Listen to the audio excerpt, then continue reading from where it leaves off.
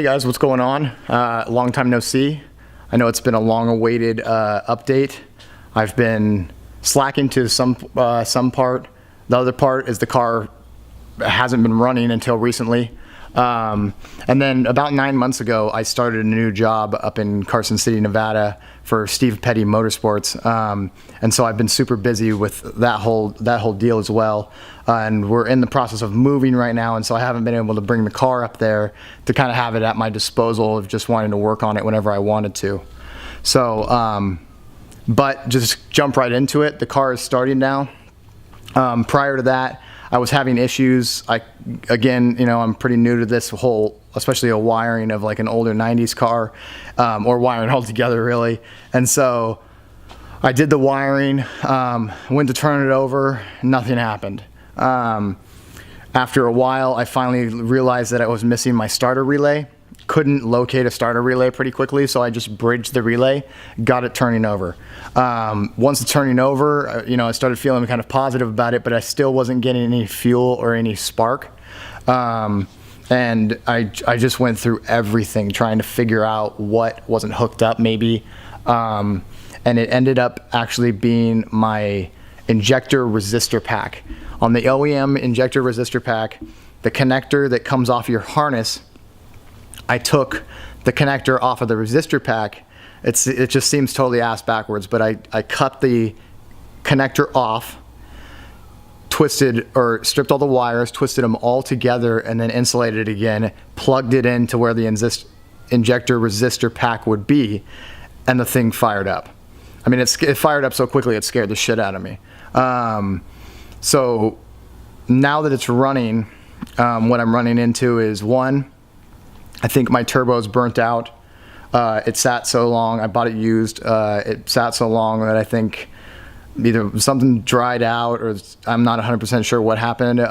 Maybe oil didn't get to it in time when it first started up, but it's squealing pretty bad.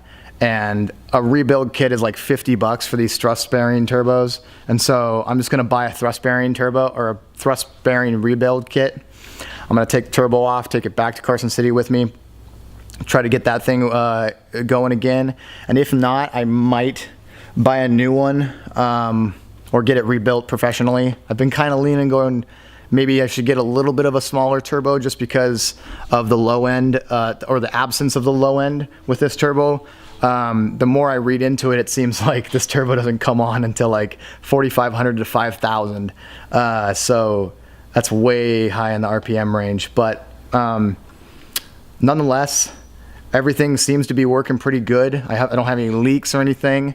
I still need to finish some things, which I'll show you guys in a second, but I just wanted to go over the only thing that is odd and that I'm trying to problem solve now, which comes down to mostly just tweaking the tune, is when I start the car, it immediately ramps up and like it's gonna do a cold start, and it gets up to like 2,600 RPM and it just stays there.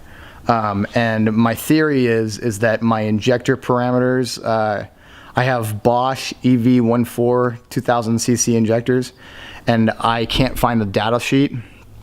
But I think the values that I entered in off of one of the websites I found that had them aren't correct, because I used the ID1000 or the ID2000cc injector, just automatic. There's like a little preload list of like well-known injectors, I guess, that's on the EMU already.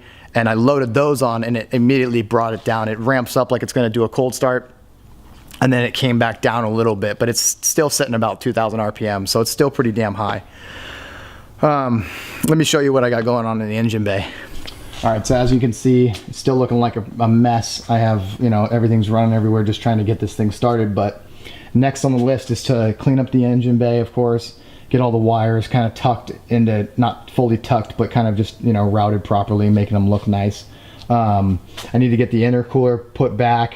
The intercooler we had to cut out, I think I mentioned in one of my last videos, because it was hitting my intake manifold. And so we'll have to weld those bars back in, run the intercooler piping. On the turbo, I've decided to just go with a 90-degree up pipe, or otherwise known as a hater pipe, for the time being, so it'll be just off the back of the turbo and then a straight up like the Honda guys do, because I don't really want to have to deal with figuring out how to route a exhaust system right now. And also on the backside of this deal, on the backside of this motor, I have my engine oil, or my dipstick is right next to the pipes already, so I'm gonna have to do something about that. And then there's really nothing back here that makes it easy to run a downpipe down. I have my oil return line coming down right onto the back of the pan. I have my coolant coming into the motor, and then I have my brace down there that you can't see because it's too dark, but my chassis brace down there that's also in the way. And so down the line I'll figure out a way to do something, but right now, rather than just changing everything, I'm just gonna go with a 90 degree. And then the dump pipe, the same thing. If I can't figure out a way to route it downward really easily, it's just gonna come straight up right next to the downpipe. So yeah, she looks like a mess right now, but she runs. She sounds pretty gnarly with those 272 cams. So let me get you guys a video of it running. Oh, it's coming out over there? Right here. I see you. Ready? Yeah.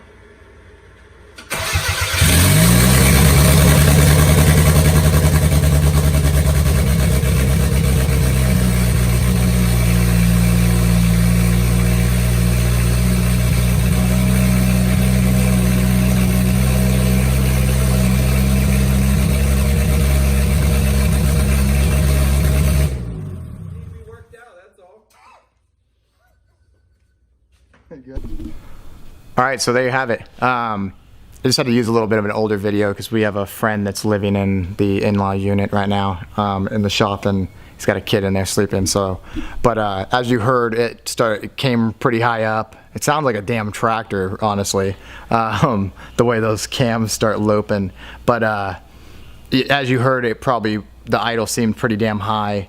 So I'm gonna start working out that issue, and then kind of just over the next week or so, or 2 weeks, I'll be back down, and I'm gonna try to clean up the wiring and everything, and kind of inventory all my parts again, and kind of see where I'm at. And then hopefully soon I'll have the car back up in Carson City with me, so I can kind of finish up a lot of the stuff that needs to be tied together before I take it and get tuned. And then that's a whole nother deal that I'll get into on a next video. But as always, I appreciate you guys watching the video. Please like and subscribe. I promise that I will start making more videos as soon as I can get this thing either up to Carson City or get more time on it. Shout out to Gio and Isa for continuing to ask me when I'm gonna release another video. So thank you guys, and I will talk to you guys soon. Thanks for watching.